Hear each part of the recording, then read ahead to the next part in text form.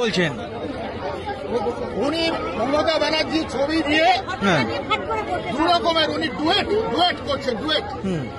এগুলো ইনজেক্ট।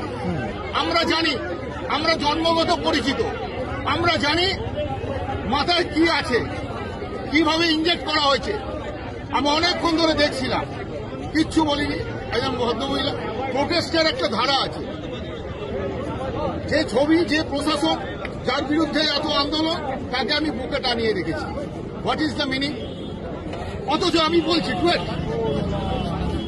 বুঝতে পেরেছেন? এই মবটাকে উনি কন্ট্রোল করার চেষ্টা করছিলেন। উনি না শুধু, আরো কেউ আছে, আরো দুজন আছে, মিশে আছে, আরো মিশে আছে। আমরা তো জানি না। আপনি কি এখানে থাকেন?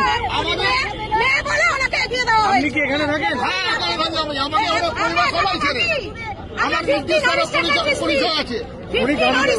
আমি একজন সঙ্গীত শিল্পী, আমার নির্দিষ্ট পরিচয় আছে।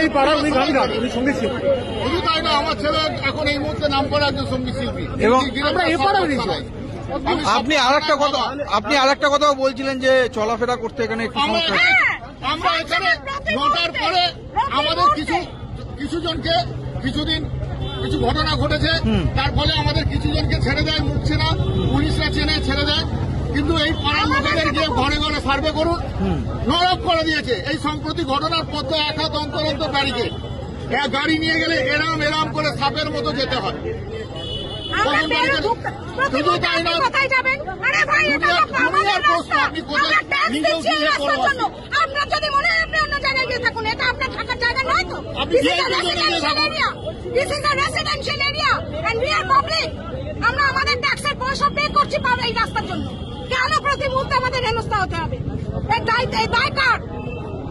কোন রাস্তার কথা আপনি বলছেন? হরিস্টেটের ডিস্ট্রিক্ট, ওটা হরিস্টেটের ডিস্ট্রিক্ট। কেন আপনাদের সমস্যা হয়? ওই তো উনি থাকেন বলে। উনি মানে কে? আচ্ছা। মুখ্যমন্ত্রী। শুধু তাই না, রাত্রি 9টার পর বুলেট বাইক চলবে না। আচ্ছা, কে কোথায় থাকতো, কোথায় গুলি করে শিয়াল মেরেছে, সেই সব দেখায়। কিন্তু এই বুলেট বাইক চলবে না, ওনার ঘুমের অসুবিধা হবে।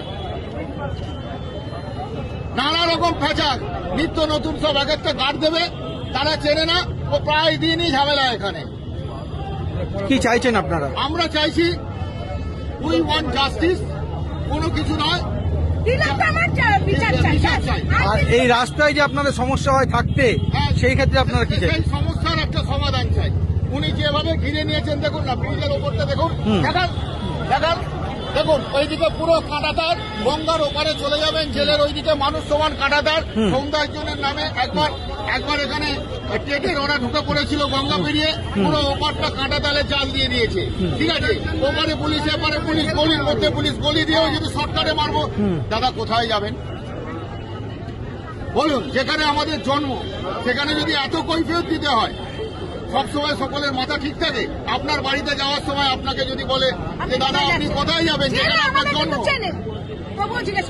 আর সবথেকে বড় সারাদিনে কাজের পর যখন ফিরছে অনেক ক্লান্ত হয়, তখন তাকে বলতে হয়, তখন তো হওয়া মুশকিল হয়।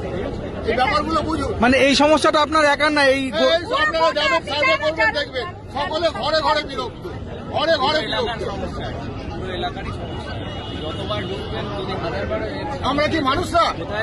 যখন তখন রাস্তা বন্ধ, মিটিং হচ্ছে, যখন তখন মেন রাস্তা বন্ধ, যখন খুশি ওখানে একটা ওলা ওবের স্বাচ্ছন্দ্যে ঢুকতে পারে না, চায় না। আমাদের পেশেন্ট নিয়ে কোথাও যেতে হলে আমার মা নিজে যায়, ওবের আসতে চায় না, এখানে নিতে চায় না। এই হরিচাঁদ মানে ওলা উবের আসতে চায় না, নিতে চায় না এখানে। আর জোম্যাটো সুইগি খাবার দাবার ওরা প্রাণের ভয় আসে ওই জন্য, কারণ আমরা নালে ঘুরে ঢোকে, কিন্তু ঢুকতে দেবে না এরা। মানে স্বাভাবিক পরিষেবা নিজেদের বাড়িতে ঢুকতে পারবো না, এটাই হচ্ছে এখন স্বাভাবিক পরিষেবা থেকে আমরা বঞ্চিত। স্বাভাবিক পরিষেবা কিছু বলতে হলে বলবে যে আপনারা আমাদের বলুন, আমরা অ্যাম্বুলেন্স করে দেবো। আর সবসময় কি আপনাদের বলা যায়? গত করোনাতে একটা প্রাকৃতিক ঘটনা ঘটেছে, তাহলে উপায় তো একমাত্র শুধু এখান থেকে বেঁচে চলে যেতে হবে সম্পত্তি। চলে যাচ্ছে ঘরে ঘরে। দেখুন তো, বনেদি লোকের আর কটা আছে, বুঝলেন?